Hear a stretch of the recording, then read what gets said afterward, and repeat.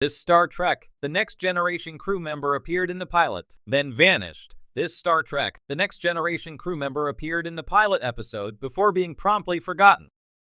While TNG's two-part premiere, Encounter at Farpoint, established many aspects that continued throughout the series, some elements didn't quite stick. Captain Jean-Luc Picard, Patrick Stewart, and the crew of the USS Enterprise D would go on to become as beloved as the cast of Star Trek, the original series, but it took time for the show to find itself. LT, Tasha Yar, and Denise Crosby would only stick around for the first season of TNG, and Dr. Beverly Crusher, Gates McFadden, would leave the show and then return. Star Trek, The Next Generation's core cast was more or less established from the beginning, but Season 1 cycled through several Enterprise crew members who only made one or two appearances. For example, multiple chief engineers popped up throughout TNG Season 1 before LT. Commander Geordi LaForge, LeVar Burton, earned the position at the start of Season 2. In Encounter at Farpoint, the USS Enterprise D sets off on its official first mission, which is soon interrupted by John Delancey's Q. A crew member named LT Torres, portrayed by Jimmy Ortega, played a role in this mission, but never appeared on TNG again. LT Torres acts as a stand-in for Geordi during Star Trek, The Next Generation's pilot. In Star Trek, The Next Generation series premiere, LT Torres serves on the USS Enterprise D bridge as the flight control officer, replacing Geordi when he leaves the operations station. At the beginning of Encounter at Farpoint, Torres sits at ops when Q first appears, announcing that something strange has appeared on the detector circuits. Torres then brings the Enterprise to a full stop when a mysterious barrier appears in front of the ship. When Q appears on the bridge, Torres attempts to fire his phaser at him, unaware that it would be ineffective on the godlike being. Q notices Torres approaching, even from behind, and orders him to stop. Q then freezes Torres, blasting him with frigid air and causing the lieutenant to fall to the floor encased in ice crystals. Torres is then rushed to sickbay, where he later makes a full recovery. Not only does Torres play a role in the introduction of one of Star Trek's best recurring characters, but he also receives a name in his first scene. This sets Torres up to be a significant character, but he's never seen or mentioned again after Encounter at Farpoint. Jimmy Ortega has appeared elsewhere in the Star Trek franchise too. Jimmy Ortega's appearance as Torres in TNG's pilot remains his only credited Star Trek appearance, but he also played small roles in episodes of Star Trek Voyager and Star Trek Enterprise. In Voyager Season 7, Episode 13, Repentance, Ortega served as the stunt double for F.J. Rio, who portrayed a banker and prisoner named Jolug.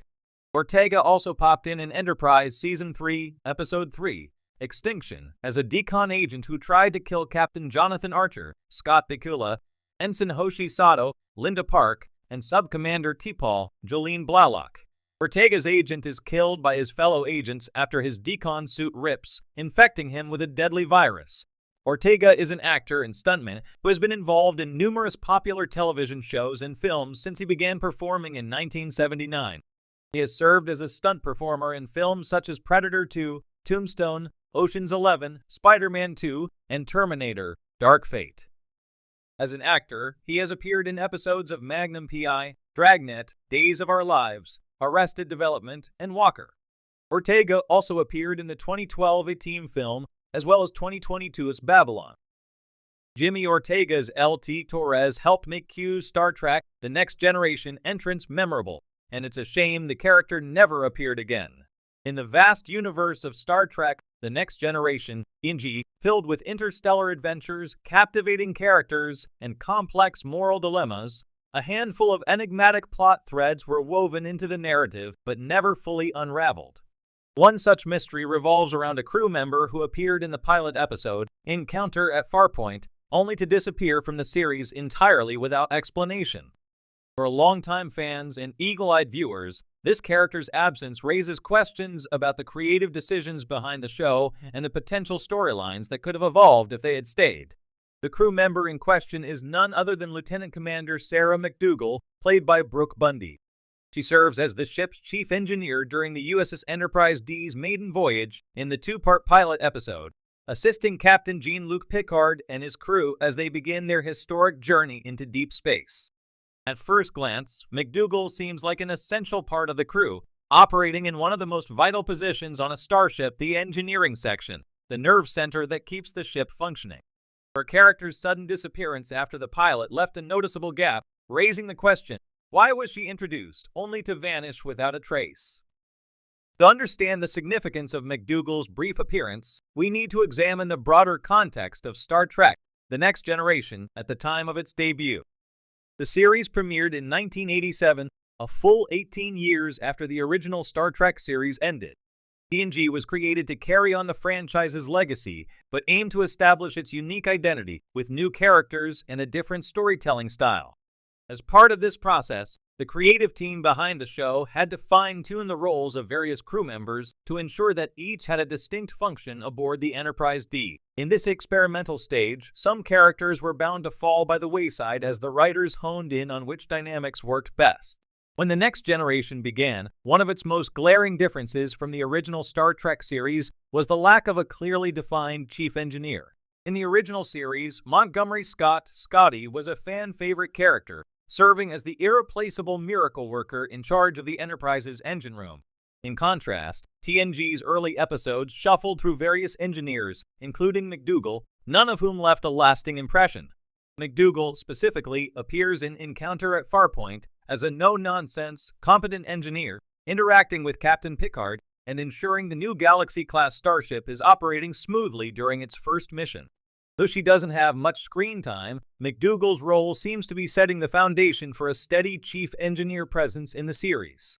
However, as TNG progressed beyond its pilot, the writers made the unusual decision to rotate through several different engineers, such as Lieutenant Logan and Argyle, with no clear reasoning given for why McDougal disappeared. One possible reason for McDougal's vanishing act could be the evolving nature of TNG's early episodes. The creative team behind the show, led by Gene Roddenberry, was still finding its footing, experimenting with different character combinations and deciding how best to utilize the ensemble cast. Lieutenant Commander McDougal's role may have been seen as expendable, given the relatively small part she played in the pilot episode, and she may have been overshadowed by more prominent characters like Data, Riker, or Worf. Furthermore, with such a large cast of main characters, it's possible that the writers chose to downplay the engineering role early on in favor of focusing on the bridge crew and their interpersonal dynamics. Another factor that may have contributed to McDougal's disappearance was the general treatment of the engineering section in TNG's early episodes. While the original Star Trek had Scotty as a central figure, The Next Generation took a while to establish a comparable character. The show's first season featured a revolving door of engineers, with no one quite stepping into Scotty's shoes. Eventually, by the third season, the show's producers settled on Geordie LaForge, played by LeVar Burton, as the permanent chief engineer.